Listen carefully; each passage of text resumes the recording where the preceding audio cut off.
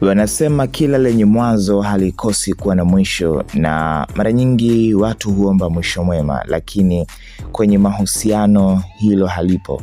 Mara nyingi sana watu huachana kwa ubaya na si kwa wema, na hii ni kutokana na namna ambavyo mioyo imeathirika kwa kiasi kikubwa na uwepo wa hao watu ambao wapo kwenye maisha yetu wanaotuzunguka kila siku. Furaha zao zimekuwa ni chachu ya kiasi kikubwa kuendelea kupambana kutafuta mkato kila siku, ama kuendelea pia kuzipigania familia kwa maana ya ulezi, kwa asilimia kubwa kwa upande wa kina mama ambao wamekuwa kiathirika sana na kuacha kuwa masingle mothers, jambo ambalo linaibua hisia nyingi sana kwenye jamii kuhusiana na wababa wengi kutotimiza majukumu yao baada ya kuachana na hao mabinti au wanawake ambao wameanzisha nao maisha. Sasa Zuchu amekubali kiroho safi kuondoka kwenye maisha ya Diamond Platnumz, na hii ni kutokana na namna ambavyo kwenye chapisho lake la yeye kuhusiana na kuachana na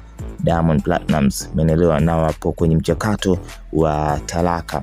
Alisema riziki imeisha, alhamdulillah, tulijaribu lakini Allah ana mipango yake na sina budi kuikubali, ndio binadamu, ndio maisha. Hasbunallah wa ni'mal wakil. Mwisho wa kumnukuu Zuchu kwa hayo ambayo ameweza kuyazungumza.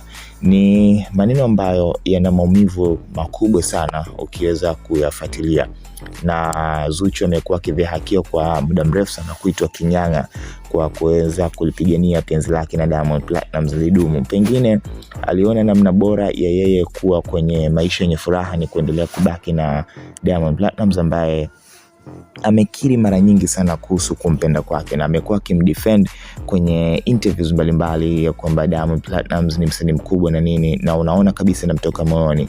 Je, ni kipi ambacho ataweza kukivumilia na kuendelea nacho kwenye maisha yake baada ya tukio hilo la yeye kuachana na Diamond Platnumz?